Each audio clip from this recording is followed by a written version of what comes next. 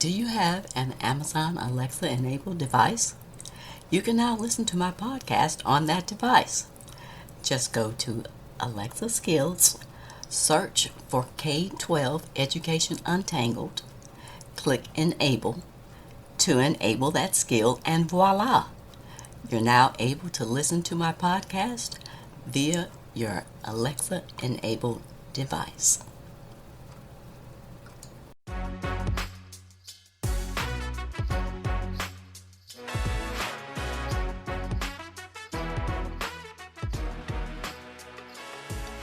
Welcome to another episode of K-12 Education Untangled. My name is Dr. Kim Fields, former corporate manager turned educational researcher and advocate, and I'm the host of this podcast.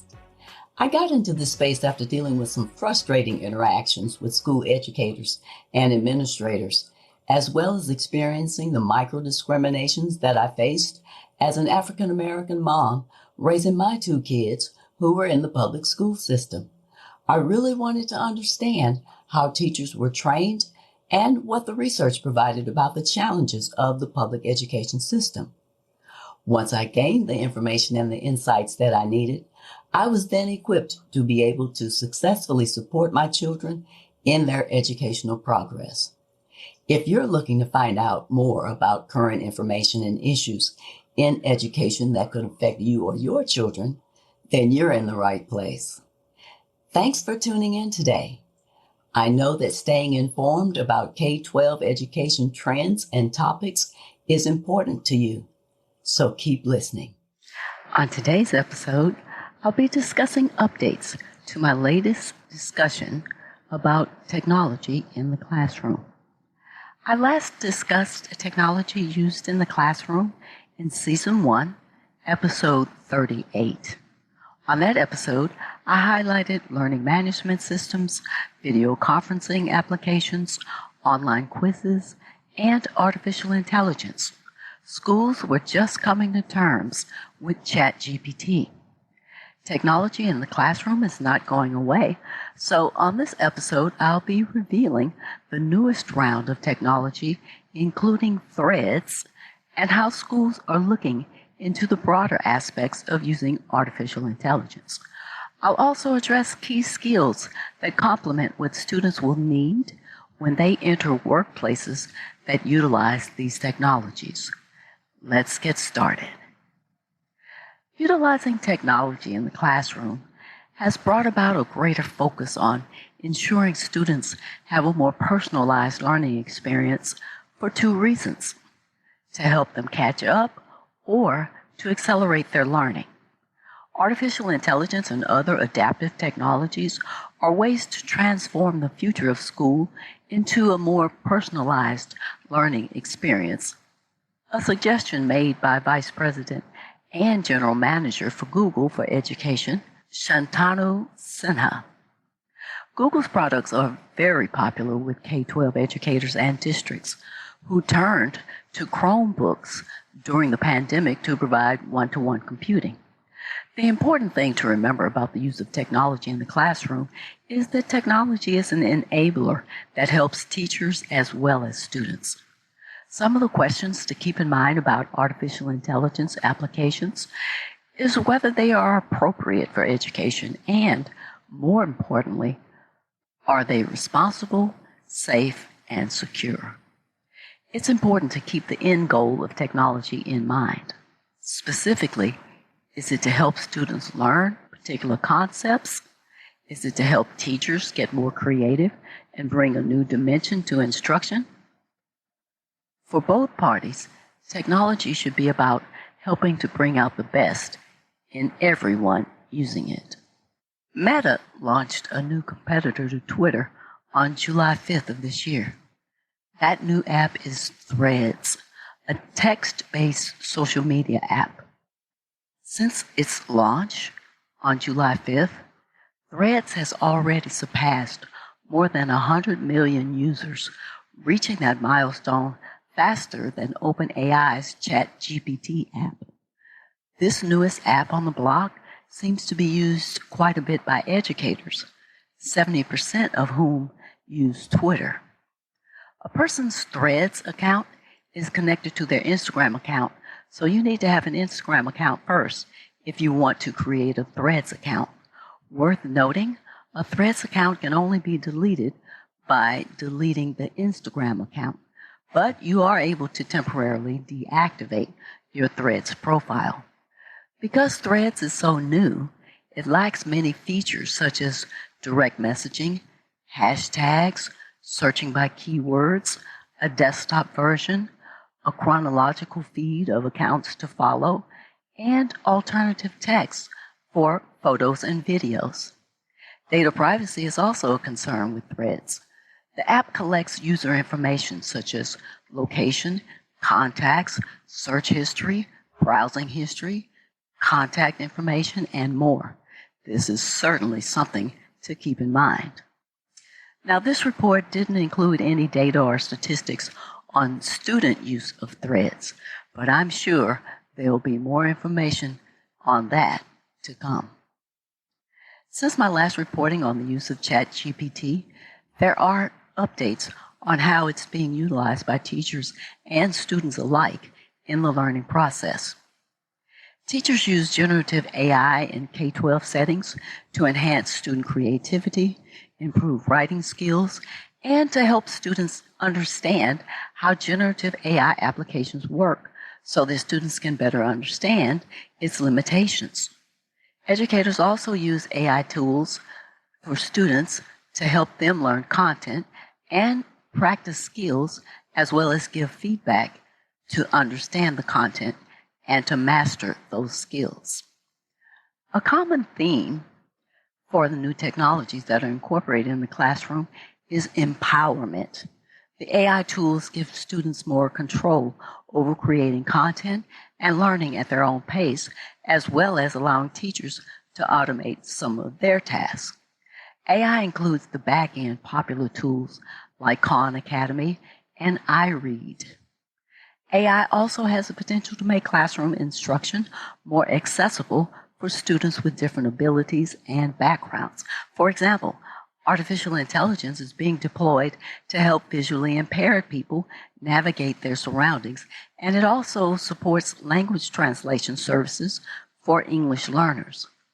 What is taught in schools is likely to change due to advances in artificial intelligence. A major part of AI literacy is understanding how AI works, as well as how it affects our lives and the broader society. Students also need to be prepared to successfully work in an environment that utilizes social intelligence in all kinds of jobs. So they need to be flexible, to be able to retrain themselves, and to be able to learn how to learn. Most K-12 students have grown up in a world where artificial intelligence informs their families in applications at the grocery store, how scientists track spread of disease, and the state of health on wireless apps. But for students to be AI literate is a different thing. AI literacy is something that every student needs exposure to. According to experts and educators, there are ways to develop AI literacy. It's critical to have a basic understanding of how AI works, how it perceives the world, how it collects and processes data, and how those data and informed decisions are used to make recommendations.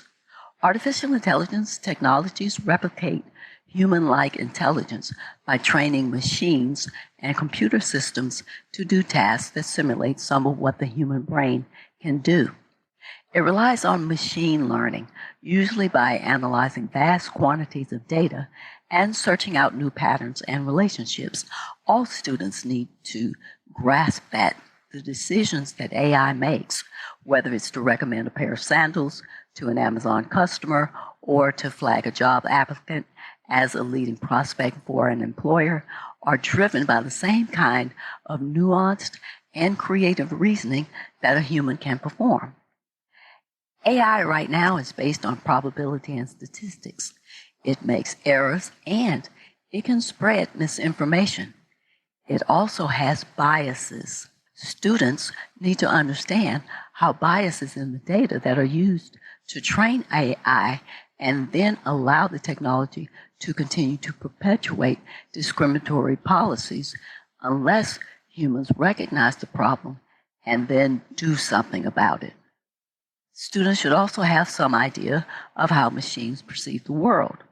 And for those interested, they can take a deep dive into the technology through advanced courses in computer science in their high schools.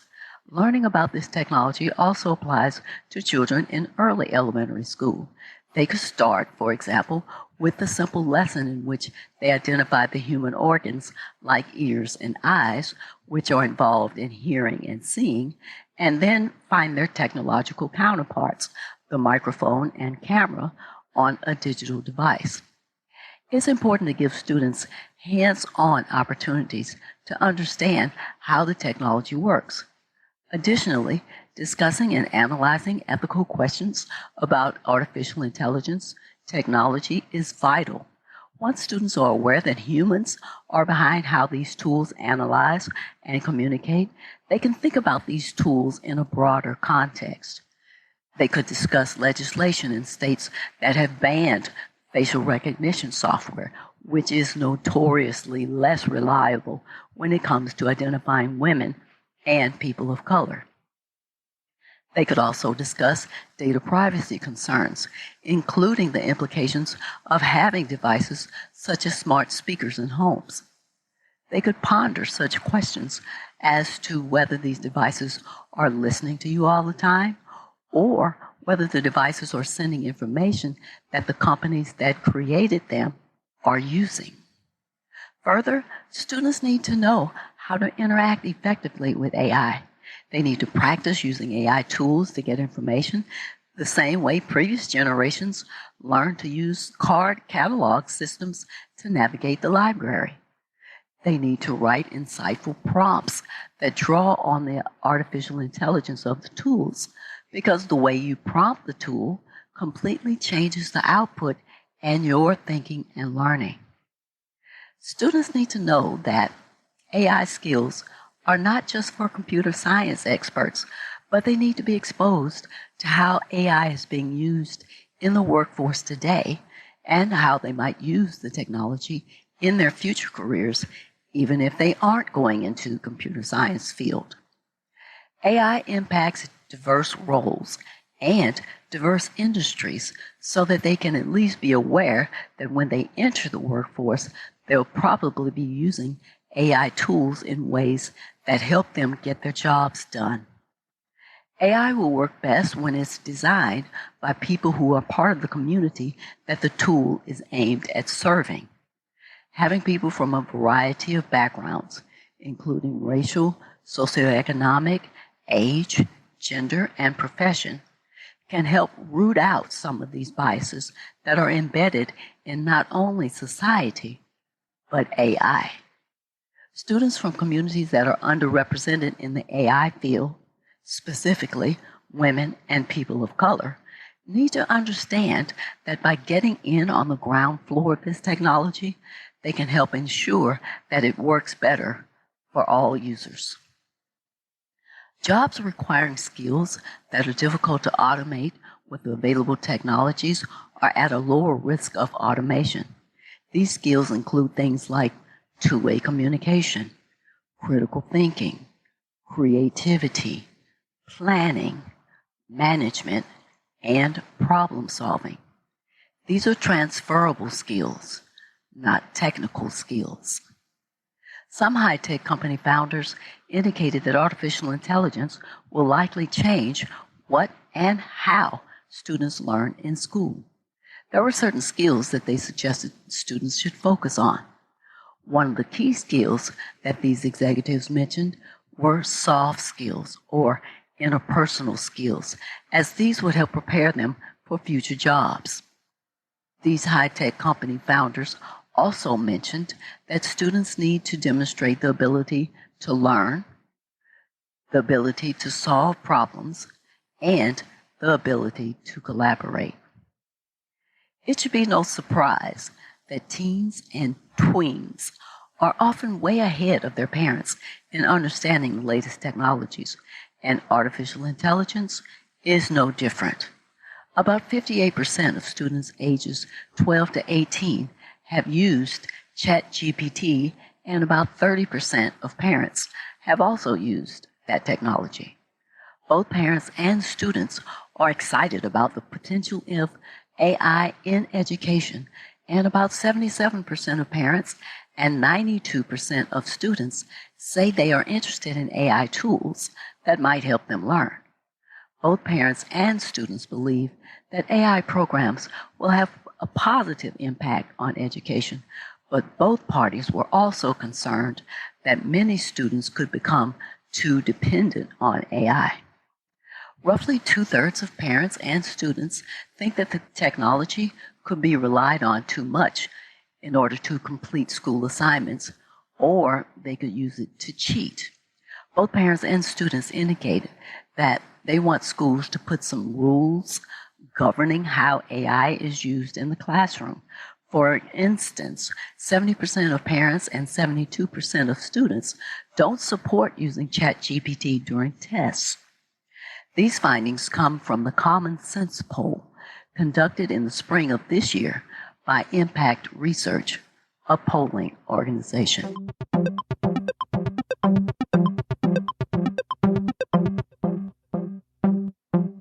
Here are this episode's takeaways. Meta launched a new competitor to Twitter on July 5th of this year. That new app is Threads, a text-based social media app. Since it launched on July 5th, Threads has already surpassed more than 100 million users, reaching that milestone faster than OpenAI's ChatGPT app. This newest app on the block seems to be used quite a bit by educators, 70% of whom use Twitter. Utilizing technology in the classroom has brought about a greater focus on ensuring students have a more personalized learning experience for two reasons: to help them catch up or to accelerate their learning. Artificial intelligence and other adaptive technologies are ways to transform the future of school into a more personalized learning experience. What's taught in schools is likely to change due to advances in artificial intelligence. A major part of AI literacy is understanding how AI works, as well as how it affects the lives and roles of those in broader society. Students need to be prepared to successfully work in an environment that utilizes social and artificial intelligence in all kinds of jobs. So they need to be flexible, they need to be able to retrain themselves, and they need to be able to learn how to learn. There are ways to develop AI literacy. It's critical to have a basic understanding of how AI works, how it perceives the world, how it collects and processes data, and how those data and informed decisions are used to make recommendations. Jobs requiring skills that are difficult to automate with the available technologies are at a lower risk of automation. These skills include things like two-way communication, critical thinking, creativity, planning, management, and problem solving. These are transferable skills, not technical skills. One of the key skills that high-tech company executives mentioned were soft skills or interpersonal skills, because these help prepare students for future jobs. The executives also mentioned that students need to demonstrate the ability to learn, to solve problems, and to collaborate. If this is the type of subject matter and discussion that resonates with you, please follow my podcast on whatever service you're listening to this. Also, I'd love to hear from you, so please leave me a rating, a review, or a comment on Apple or Podchaser. If you like this podcast, the best way to support me and to help me grow it is by leaving a review. This helps my rankings and entices other people to listen to the show. And share this episode with anyone that you think would find it valuable. Be sure to tell your friends, your family, your community about my podcast. Additionally, you can connect with me on Instagram and Facebook with the handle Kim J. Fields, or reach out to me with a specific question by sending me an email to kim@liberationthrougheducation.com. Thanks for listening today. I hope you'll come back for more K-12 educational discussions with even more exciting topics to untangle. Be sure to stay tuned. On the next episode, I'll be sharing my thoughts on how complaining is just another form of victimhood. Until next time, aim to learn something new every day.